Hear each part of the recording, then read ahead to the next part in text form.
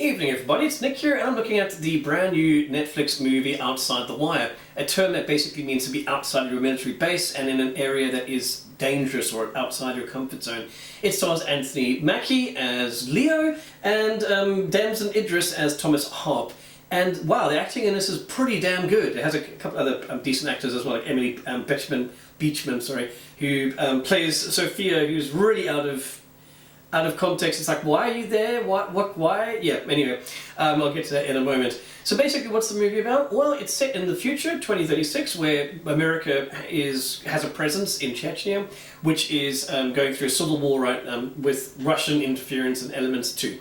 So lots of bad things happening over there. It follows, as I mentioned, the character of Harp, and he is a drone pilot, a really, really good drone pilot. The opening scene is basically a team of people about to get killed, I suppose.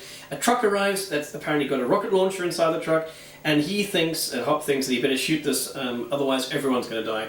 So he has to kind of sacrifice two people who are close to the truck, and they'll be inside the Hellfire missiles explosion range, and he goes ahead and breaks a direct order and kills them to save 36 people. Okay, so he's court-martialed and sent off to Chechnya, and his sort of CO now is Leo. Leo's not a human. He's a robot, or a synthetic, or a cyber, whatever you want to call it, okay? He's a 4th gen, so he looks like a human being. Only Harp knows about this, and a few other people know that he's actually a robot. But he's been sent there to do his infiltration and stuff, and he kicks ass, basically. The story is very straightforward. You're not going to be losing any sleep over it, work figuring it out. You've got a bad terrorist who wants to get codes for Russia's stockpiled nukes, and use them on America. Very straightforward. So you're watching this and yeah, you're kind of thinking, okay, everything is a straightforward narrative. You get about halfway through, he asks some spoilers now that I have to sort of look at, and I think it's in the trailer anyway, but you suddenly realise that Leo is not what he seems. He's not just there to get the codes. And you sort of realise that he is an AI who suddenly developed a conscience and basically wants to pay back America, who don't suffer collateral damage, so that they can feel what their enemies feel. So that plot is a really silly, it's not a very strong point. It's like, so you want to make them cry because those other people are crying.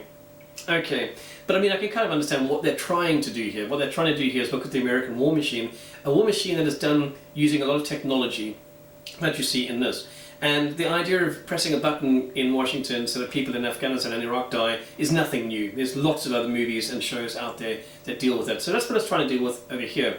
We then have an extra layer added to that in that the AI itself realizes that it is part of that machine. And it shouldn't really be allowed to, the program that developed it, or the program that created him, Leo, shouldn't be allowed to continue. And that's what the motivation of his character is. So yeah, like I said, it's pretty straightforward. It does deal with some very deep issues in a quite offhand way, I suppose, which is one of the reasons why the show is only sitting on, or movie is only sitting on 36% right now. Ouch! I don't think it deserves 36% by any means at all. I'll give this a 6 out of 10, quite frankly. The acting is really good. The CGI is very good. The action beats are quite good.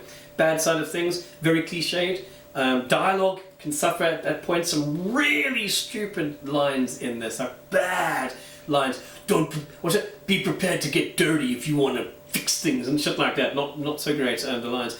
Also, some of the explosions in this, you can see where After Effects added in later, like a missile hitting a wall, and you could see that explosion was superimposed onto it. So when you have, as I mentioned, the CGI is quite good in this. Some of the effects in it, or the pretend effects, are pretty bad.